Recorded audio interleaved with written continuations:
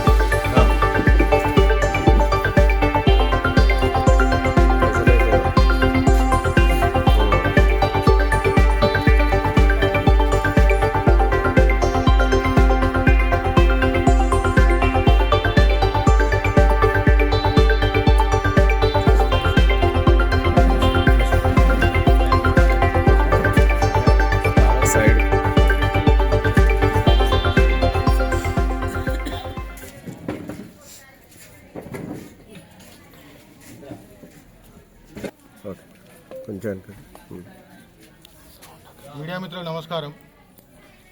నిన్న మన రామగుండ ఎమ్మెల్యే గౌరవ రాజ్ ఠాకూర్ మకాన్ సింగ్ గారిని కొందరు బీఆర్ఎస్ నాయకులు కావచ్చు, బీజేపీ నాయకులు కావచ్చు అన్ని మన అభివృద్ధిని చూడలేక కొన్ని నిరామయ ఆరోపణలు చేయడం జరుగుతుంది.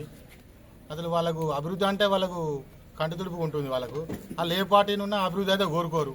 వాళ్ళు ఎంతసేపు స్వలాభం కోసం ఈ కౌశికర్ అనే లీడరు, ఆయన మారని పార్టీ లేదు, ఆయన తిరగని ఆయన ఎత్తుకున్న జెండా లేదు, ఆయన తిరగని పార్టీ తొక్కని పార్టీ గడపలేదు. ఆయన గతం 2009 నుంచి ఇప్పటిదాకా పోటీ చేస్తూనే ఉన్నాడు, ఓడిపోతూనే ఉన్నాడు. కేశవరామ్ సిమెంట్లో ఆయన కార్మికుల పక్షాన పోరాడతా అని చెప్పి ఆ కార్మికుల దగ్గర డబ్బులు తీసుకొని ఎంతమందిని మోసం చేశారో అది అందరి విదితమే. అక్కడ పోటీ చేసినా కూడా ఒకసారి 67 ఓట్లు పడ్డాయి, ఒకసారి 47 ఓట్లు పడ్డట్టున్నాయి. ఆయన నిత్యం ఏదో ఆయన ఉనికి కోసం ఎమ్మెల్యే గారు చేసే అభివృద్ధిని ఓర్వలేక ఎప్పుడు ఆరోపణ చేస్తూనే ఉంటున్నాడు. రామగుండ లక్ష్మీనాథ్లో మనం ఇంతకుముందు గతంలో చూసుకున్నట్టయితే ఇరుకురుకు రోడ్లు ఉండేది. మనం బైకులు పోనీకి కూడా మనం వెళ్ళడానికి ఇబ్బందికరంగా ఉండేది ఆ రోడ్లు. ఇవాళ మన ఎమ్మెల్యే గారు వచ్చిన తర్వాత రోడ్లు వెడల్పు కార్యక్రమంలో ఆ లక్ష్మీనగర్ను వీధులను వెడల్పు చేయడం జరుగుతుంది. అక్కడ ఉన్న స్థానికులు ఎవరు అడ్డు చెప్పడం లేదు, స్థానికులకు ఎవరికి ఎలాంటి అభ్యంతరం లేదు, బిల్డింగ్ పోయిన వాళ్ళు ఎవరు మాట్లాడడం లేదు. వీళ్ళ రాజకీయ లబ్ధి కోసం ఎవరైతే కౌశికారు ఉన్నారో తనకి పొద్దుస్తమానం ఏం పని ఉండదు, ఇదే పనిగా ఎక్కడ ఏం జరుగుతుందా ఏం చేద్దామని ఆలోచన ఉంటుంది. ఆ బిల్డింగ్ వల్ల ఆ నష్టపోయిన వాళ్ళకు లేని ఆరాటం అంతా ఈయనకే, ఈ కౌశికారు గారు మా ఎమ్మెల్యే గారిని అరే తొరే అంటాడు. మేము కూడా మాట్లాడగానే అరే తొరే అని. కానీ మా ఎమ్మెల్యే గారు మాకు అలాంటి సంస్కృతి నేర్పలేదు, ఏదన్నా ఇతరులను విలువ ఇవ్వడమే నేర్పాడు. మా ఎమ్మెల్యే గారి ఎజెండా ఒకటే, ఏదున్నా రామగుండాన్ని రాష్ట్రంలోనే అత్యుత్తమ నియోజకవర్గంగా తీర్చిదిద్దడమే మా ఎమ్మెల్యే గారి లక్ష్యం.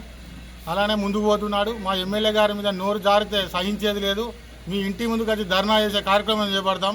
పెద్ద ఎత్తున మా కాంగ్రెస్ పార్టీ శ్రేణులు ఇప్పుడు నూతనంగా ఎన్నికైన సర్పంచ్ అంతా నీ ఇంటి ముందు ధర్నా చేయడానికి కూడా మేము సిద్ధమవుతాం.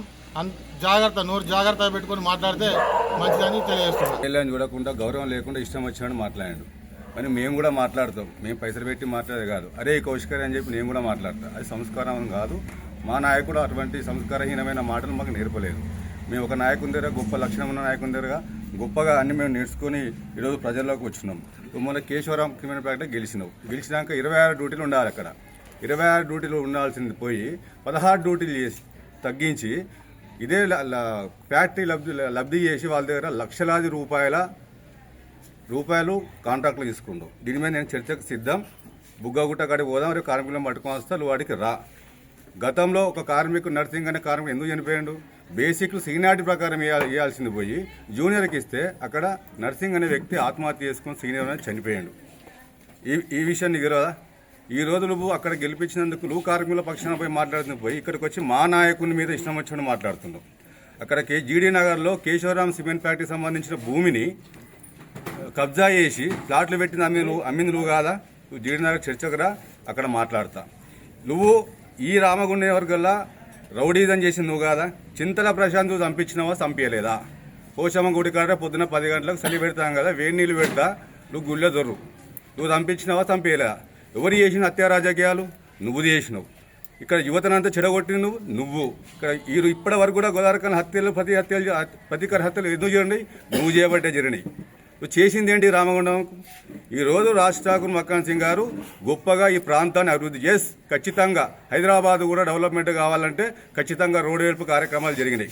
వరంగల్లో జరిగినాయి, కరీంనగర్లో జరిగినాయి, ఇక్కడ కూడా జరుగుతాయి.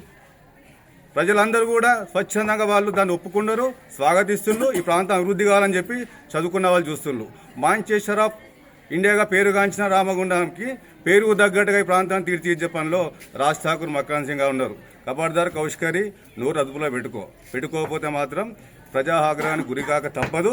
నిన్ను ఇక్కడ ప్రజలు తిరగనియరు ఈ గోదావరికాన్. అలాగనే ఈ మధ్య హరీష్ అట తమ్ముడు వాయిల్ హరీష్ రెడ్డి, ఆ తమ్ముడిని చెప్తున్నా నేను, వాళ్ళ ముంజంపల్లి అట. నాకు ఈ మధ్యన తెలిసింది. ఏ ఊరు అబ్బాయి అంటే ఇక్కడ నాకు ముంజంపల్లి ఉంటాడని చెప్పిండు. తనకు కూడా చెప్తున్నా తమ్మునికి, హరీష్ నువ్వు నాకన్నా వయసులో చిన్నోని బాగా, నీకు రాజ్ ఠాకూర్ ఆయన క్యాబినెట్ చేసినప్పుడు నువ్వు ఇక చిన్న బచ్చగాని, ఆయన పూర్తి రాజకీయం తెలుసు. మీ టిట్టటిల్లు ఇంకా బాగా తెలుసు. నువ్వు మీ టిట్టటిల్లు నాకి పారేసిన బొక్కలు నాకెట వ్యక్తి నువ్వు. ఆయన బూటు నాకెటోని నువ్వు ఇడికొచ్చి మా వదిన వాళ్ళ విదేశాలు పోతే వాళ్ళ గురించి మాట్లాడుతావు. అసలు ఈ ప్రాంతం గురించి నీకు ఏం తెలుసు? ఏమవగా ఉన్నది నీకు? మీ నాయకులు చెప్పింది ఇదేనా? సొంత లాభాల కోసం కుటుంబాల గురించి మాట్లాడుతాను. అసలు నువ్వు ఎవరు, ఎక్కడ ఉండి వచ్చినావు? ఈ రామగుండంతో నీకు సంబంధాలు ఏంటిది? నేను ఇక్కడ పుట్టిపోయినా ఇదే ఫస్ట్ టైం నేను చూస్తున్నాను. ఇక్కడ ప్రజల సేవ చేసి రా, ఇంతకు ఏం చేసినావు? అసలు నీ కుటుంబం గురించి నేను కనుక్కుంటే నీ అయ్యా 2000, 3000 ముందెళ్ళ పంచాయతీలు చేస్తాడట. మన మీ జీవనాధారం అదేనా? నీ ఊళ్ళో ఏమంటారు? వార్డు మెంబర్ గెలువు, ఇంకేమైనా గెలిచి నీకు నా ఊరిని అభివృద్ధి చేసినా నేను ఇక్కడికి వస్తానని వలసదారిగా రా, స్వాగతిస్తాం. ప్రజాస్వామ్య దేశం కూడా ఎక్కడైనా పోటీ చేయొచ్చు, రమ్మని చెప్తున్నాం కదా మేము. బిడ్డ హరీష్ తమ్ముడు, జాగ్రత్త, నోరు అదుపులో పెట్టుకో, లేకపోతే ప్రజా ఆగ్రహానికి గురికాక తప్పదు. మీరందరూ కళ్ళు పెట్టుకొని చూడాలి. రేపు ఈ ప్రాంతం అభివృద్ధి అయినాక రామగుండం ఎంత గొప్పగా అభివృద్ధి అవుతుందో మీరు చూడాల్సిన అవసరం ఉన్నది. గారు మా యొక్క సవాల్ని స్వీకరించి నువ్వు చింతరపశాన్ని చంపినావా లేదా? నువ్వు రా, పొద్దున్నే వేణీలు కాబెట్టి పెడతా, పోషమ్మ గుడి కాడికి 10 గంటలకు వస్తా. ఎల్లుండి బుగ్గగుట్టకు రా, కార్మికులను పట్టుకొని వస్తా. 26 డ్యూట్లని 16 చేసి ₹1,00,000 దోచుకుంటున్నావు. జీడీ నగర్లో కేశవరం భూమిని కబ్జా చేసి నువ్వు ఫ్లాట్లు పెట్టి అమ్ముకోలే. రా, చర్చకు నేను సిద్ధంగా ఉన్నా. మీరు రావాలి ఖచ్చితంగా. మీ మీడియా మిత్రుల ద్వారా తెలియజేస్తున్నా. ఖచ్చితంగా ఆ రోజు మొన్న పోయిన సంవత్సరం నీళ్ళు పోసుకొని పోయినావు కదా, ఇప్పుడు దీన్ని కూడా స్వీకరించట్లనే రా, చర్చకు మనవాడ మాట్లాడదామని చెప్పి కూడా తెలియజేస్తున్నా. అలా కేశవరాంలా లోపలి పోయి ₹33 లక్షల అగ్రిమెంట్ చేసుకొని వచ్చి బయటకు వచ్చి కార్మికులకు 15 లక్షలు చేసినాడు. కార్మికులంతా తిరగబడి మళ్ళీ లోపలి పోయి యాజమాన్యం దగ్గర పోయి అడిగితే 33 లక్షలు చేసినాం. మరి మా కౌష్కర్ వచ్చి బయటకు వచ్చి 15 లక్షలు చెప్పినా కదా అంటే ఏమో మాకు తెలియదు అని చెప్పినాడు. ఇంకా చచ్చిపోయిన వాళ్ళ దగ్గర కూడా ఏరుకొని తినే స్థితిలో డుబ్బుండవు. మేము మా నాయకునికి రాజ్ ఠాకూర్ గారికి తెల్లారులేస్తే ఈ ప్రాంతాన్ని ఎట్లా అభివృద్ధి చేయాలి, మాంచెస్టర్ ఆఫ్ ఇండియా పేరుగాంచిన రామగుండాన్ని విలువ రామగుండంగా ఎట్లా తీర్చిదిద్దాలి. మీ బీఆర్ఎస్ హయాంలో ఏం జరిగింది? బొందల గడ్డ అయింది. ఇదే కేశవరాం ఫ్యాక్టరీలో ముంజ హరీష్ ఎట్లా చనిపోయాడు? ఆర్ఎఫ్సీ కార్మికుడు ఎట్లా చనిపోయాడు? మీ హత్య కాదా? మీ బీఆర్ఎస్ హత్య కాదా? ఇది కోరుగంటి చంద్ర హత్య కాదా? రా, చర్చకు రమ్మని చెప్పి అడుగుతున్నాం మేము. ఈరోజు ఆడికి రా, మేము మాట్లాడతాం. ఇక దానికి ఒక కమిటీ అని వేసినారు పెద్ద మనుషులు. ఆ పెద్ద మనుషులు కూడా ఈ కార్మికుల దగ్గరే గుంజుకున్నాడు సగం సెటిల్మెంట్. అది కూడా మా ఆధారంలో ఆడ చర్చకు రా. వాళ్ళు వేసినట్టు అన్ని మాట్లాడుతారు టిట్టోటిల్లు. ఆడికి రా. మీ గత నాయకుడు ఎమ్మెల్యే ఏం చేసిండో చందరు, ఆడికి రా. ఖబర్దార్, ప్రతి ఒక్కరు కూడా ఎమ్మెల్యేకు అండగా ఉండి ప్రజలు 1,00,000 ఓట్లేసి గెలిపించారు.